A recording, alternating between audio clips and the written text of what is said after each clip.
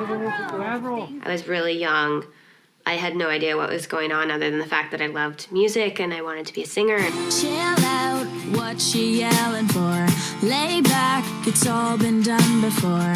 Ever since I was born, I just loved to sing. My mom said when I was 2 years old, I came back from church singing Jesus Loves Me, and she said she knew it when I was 2 that I was going to be a singer because I was just hearing music. At a really young age, I'd hear melodies and they stuck with me.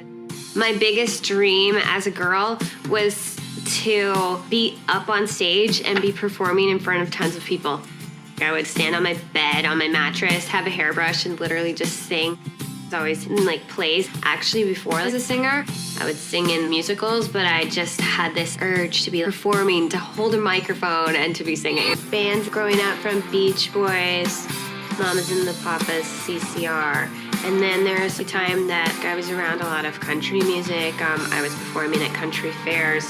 I was covering songs like the Jigs.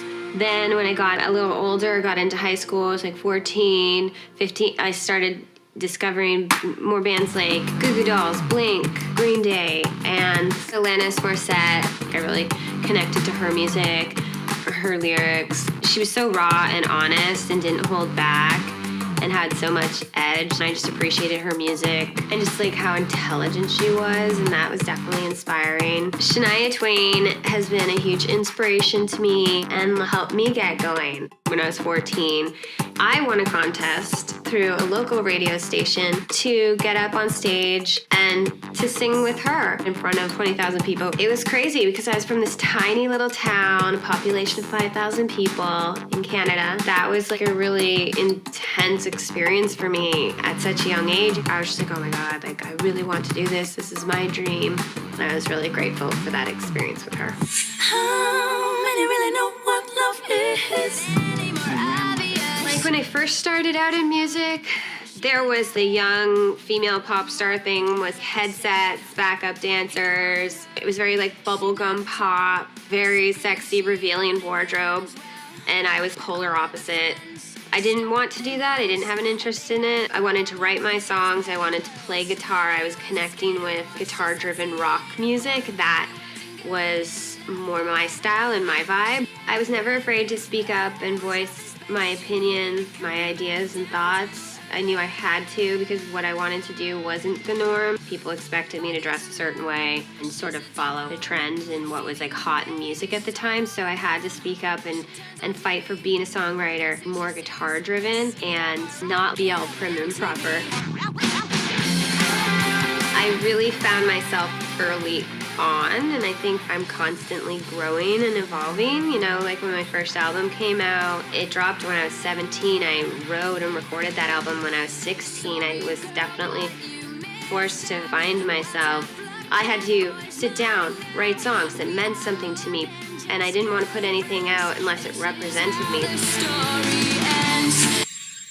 I wasn't prepared for this. I was really young, and so it was really cool because I was taking a meeting in his office in New York City with my mom, and I had on my casual baggy clothes, and he just looked at me and was like, you can just keep doing what you're doing because you have your own vibe and thing going on. I don't want to mess with that. You keep doing you. And I was like, huh? For a few years, my parents were like, okay, you can't wear that to church. Or turn around, wipe off the heavy eye makeup, you're dressing like a dude. And then I got into the music industry, and how I dressed was embraced. L.A. Reid, I feel he just really saw me for who I was, and he allowed me to have the opportunity to write my songs, allowed me the time to make that first album because that was the most important album. I had to really figure out exactly what it was I needed to do.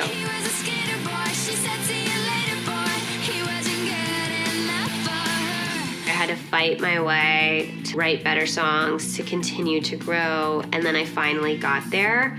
I did feel confident, I did feel strong, and I did have a sense of self, and I knew what it was that I was going for. I started out writing as a teenager, and what I was going through as a teenager, the emotions, the angst, discovering myself, and then It felt like success to have had the music reach so many people and connect with the music and the songs that I write, and just to be up on stage and to hear people singing the songs that I wrote.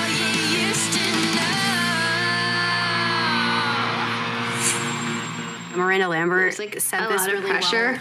I didn't really get too caught up. There's moments like red carpet, you gotta try to look perfect. At the same time, that's not really my personality. If I had to wear an outfit that's not comfortable, I won't feel confident on stage. That's why I do not wear high heels, period. And if I do, it's not gonna be a good day. I found my confidence because I loved the music and I was passionate about the songs. If I had to get up on stage and give a speech, that's literally the worst. But to get up on stage and sing, it's completely different for me. I wrote my music. I loved my songs. I believed in them. So it was easy for me to jump up and sing those songs. I'm confident when I like what I'm doing. For sure, being a female in the spotlight, there's so much that goes into it. You're gonna have outfits that look good, angles that look great, angles that don't look great. And I think that's not the most important thing in the world. You just go out there and you do your best. I try not to think about it or get in my head about it and focus on what's more important and what's working and just kind of really just be in the moment. I felt it was really empowering and inspiring to watch Beyonce perform Pregnant at the Grammys, to be embracing that motherhood and still being able to work and be creative and do her thing all at the same time. There's nothing more beautiful than somebody just really being their true self.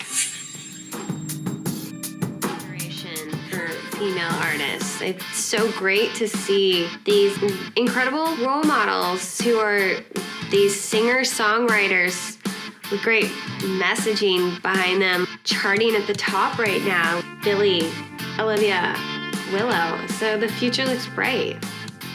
It's a total trip to meet these younger female artists who are out there killing it, and they come up to me and tell me that my music was really inspiring to them, and it's just really flattering. It's crazy. I can't believe I'm working on my 7th album, and it's my 20th anniversary this year. I think my advice just in general for anyone, a woman in music, anybody starting up, you want to have fun. You want to really be working on the stuff that's you, be true to you, know who you are and the sound that you want, because you need to be having fun. You want it to be true and authentic, and I think people connect with that the most. We get one life. You gotta make it count, have fun.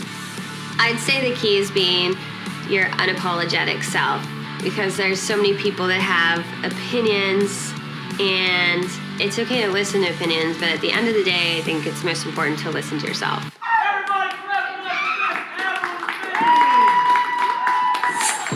You can support women is pretty simple, support